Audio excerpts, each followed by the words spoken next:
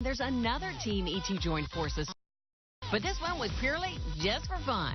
It's on BuzzFeed, and the question is, who should you party with tonight after the Oscars? And we're going to let you know after you answer 3 questions. Oh, really? Yes. Are you ready?